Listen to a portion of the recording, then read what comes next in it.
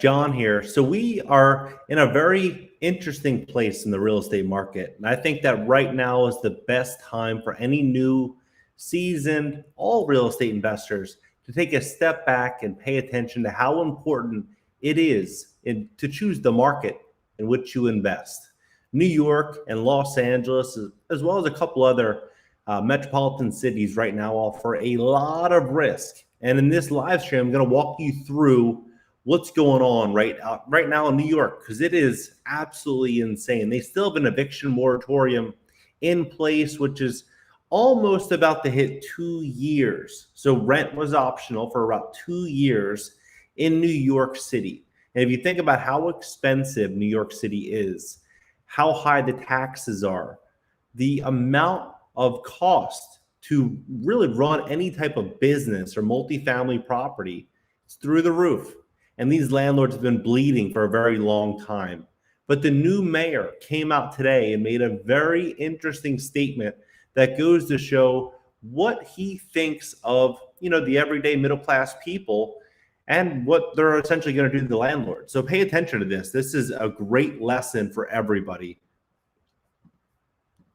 He says that cooks, dishwashers don't have academic skills to sit in a corner office. He says, my low-skilled workers, my cooks, my dishwashers, my messengers, my shoe shine people, those that work at Dunkin' Donuts, they don't have the academic skill to sit in the corner office, he said. He's basically talking down to these people that are everyday renters in New York City, not obviously in Manhattan, but inside of some of the boroughs.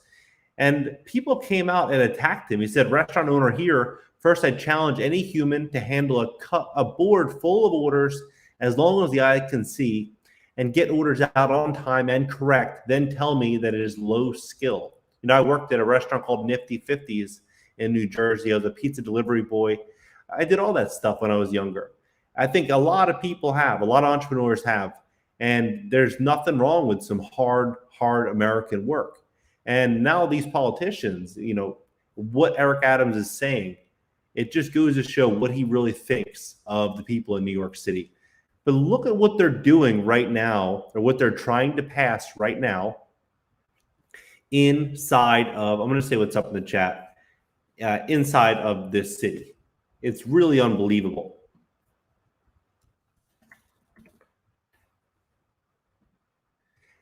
So what this is, though, but as I'm going through this, I'm sharing this information because the truth is where you invest matters. I'm in Florida right now. I just bought an office here. It's a condo that I'm using as an office. And a lot of people are going to Florida. The CEO of Redfin came out and said, everyone is leaving New York for Florida, said Redfin CEO. This was yesterday. So why they're saying this is, for a variety of reasons. First and foremost, when you own a property in Florida and you have a tenant that's not paying and you have issues, the process for you to see through that problem is much less than, say, New York City.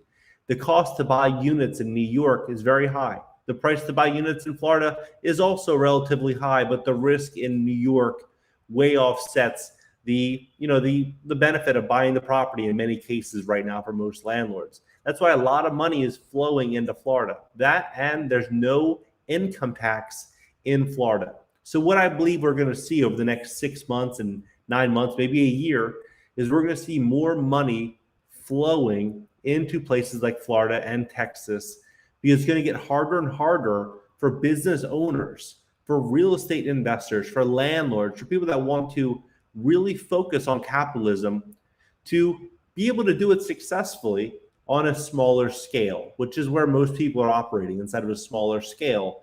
So they're going to be forced to relocate. You can come anywhere almost in Florida and get a house for, depending on, of course, where you're at, but I'd probably say 80 or 90% of Florida, you can get a house for probably under $500,000.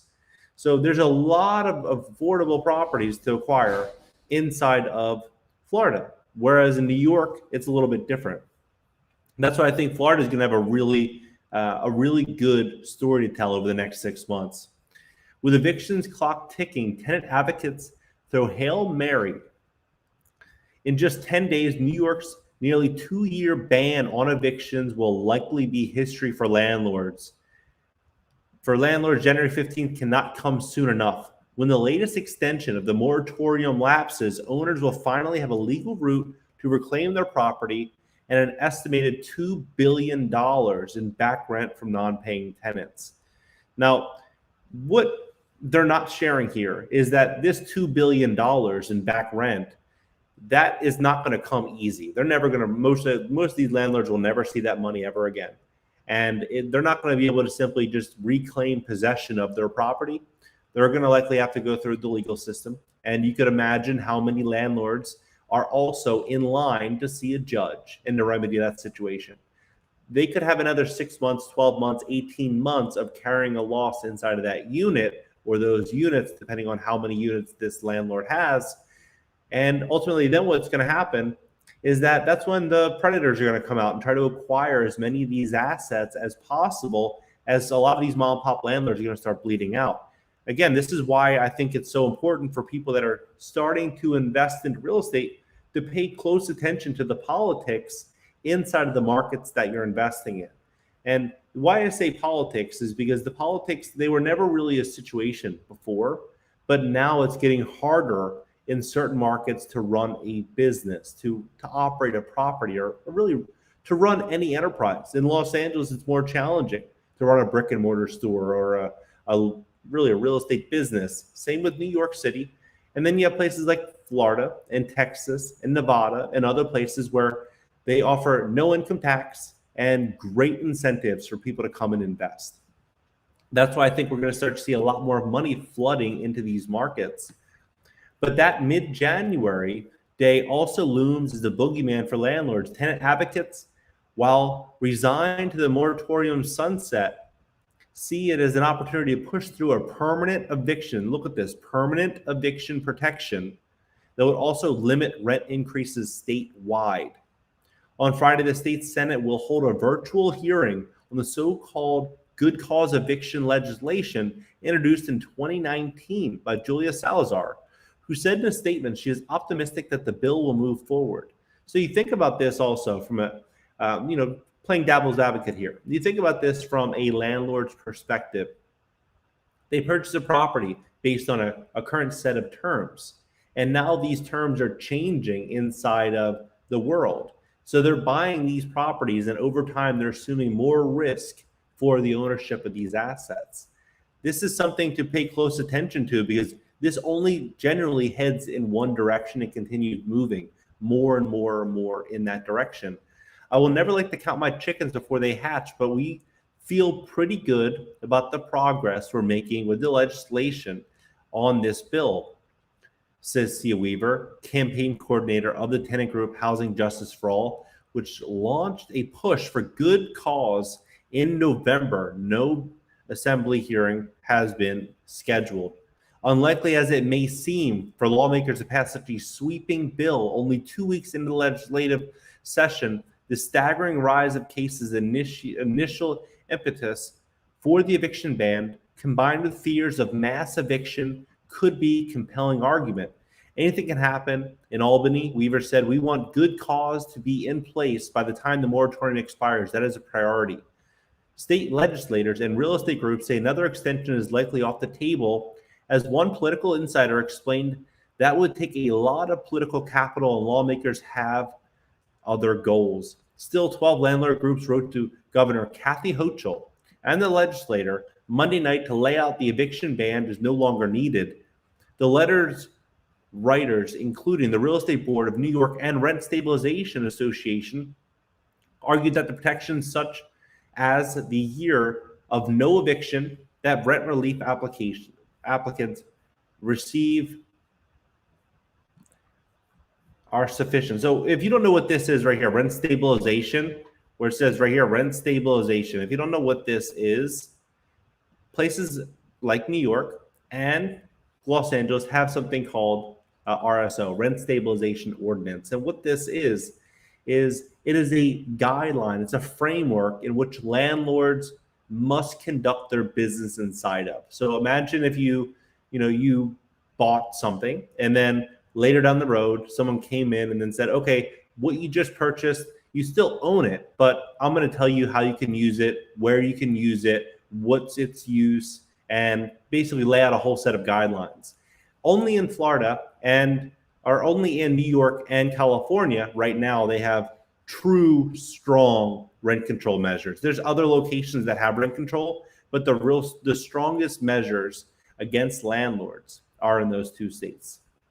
They even recommend the state continue the Tenant Safe Harbor Act, which covers related hardships, but is set to lapse the 15th through the end of June. For Weaver's helped pass the 2019 rent law overhaul that shocked landlords. Those are inadequate substitutes for a good cause. We need Kathy Hochul's support and the assembly to follow, she said. There are some clear next steps. The bill would give tenants the right, listen to this, the bill will give tenants the right to a lease renewal in most instances and offer those whose rent increased over 3% or 150% of inflation rate, whichever is higher, defense against eviction for non-payment. To evict or recoup arrears, a landlord would have to conceive a judge that would have so basically to evict or recoup arrears, a landlord would have to convince a judge that a higher rent increase was justified. So one thing that a lot of people aren't really thinking about is that if you have 10 units and 2 people aren't paying, how are you going to offset the losses on those 2 units if you have debt on those properties? Essentially what's going to happen is that you are going to likely have to increase rents, or if the cost to actually fix your building costs more, it's harder to get labor, people to actually go out there and do work on the properties. Taxes are due. You have all these expenses that are increasing. What's ultimately going to happen is rents are going to have to go up, right? And so what they go on to say here is that the bill is far from a blanket ban on evictions now in place. Under good cause, owners would still be able to file for an eviction if a tenant did not pay for now. But in New York City, where the rent soared nearly 11% last year after falling in 2020, according to the apartment rental agency, Dwesler, the real estate industry says good cause would deal with another financial blow to owners who have struggled to cover maintenance costs with the pandemic,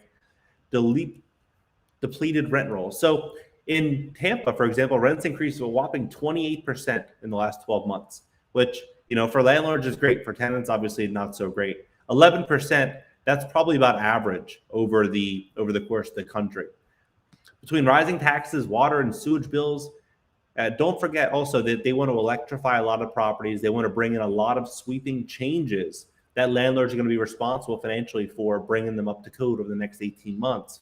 Between rising taxes and water and sewage bills, that's what makes rents go up, said Frank Rickey, Executive Vice President of the Rent Stabilization Association. So putting a cap on what an owner can charge will ultimately limit the income available to an owner and maintain the housing. It will be a slow death for the building.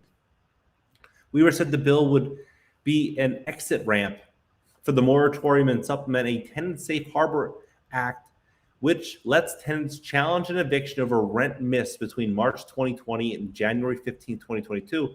By claiming economic hardship, landlords can still win a monetary judgment. So you're going to win a monetary judgment against a tenant that has in most cases, probably has very little money. And also tenants in New York City get free representation. So if you are a tenant, you're getting sued, you're going to get free legal help, but the landlord will have to come out of pocket. Democrats control both houses of legislature, which will begin its session online Monday. That leaves just 5 days to push through good cause before the ban expires, then get the governor on board. Hochul has yet to take a stance in legislation, and moderate Democrats might wish to avoid putting her on the spot as she runs for election. Republicans do not support the bill. Hochul, a moderate running for election this year, would need to weigh tenants' votes against the potential for good cause to motivate a pro-landlord Republican contingency that surprised Democrats in November by flipping seats. Good cause eviction will be a tipping point for the legislature in 2022. It will determine how far to the left Albany is willing to go to support socialist policies rather than focus on fiscally sound policies that spur economic development. He said the legislature is being pushed by vocal minority of socialists in New York City. Should Albany continue to placate this vocal minority with the far left agenda, we will most likely see the 2022 elections mimic a 2021 election. So we're going to see some very interesting things happen in New York. But first and foremost, we're going to watch I believe we're going to see the real exodus of New York City and Los Angeles continue to progress into places like Florida and Texas for business owners. What do you guys think about that? Drop it in the comment section. And I'll catch you guys in the next live stream. Hit the bell to join the next live stream. All right, guys.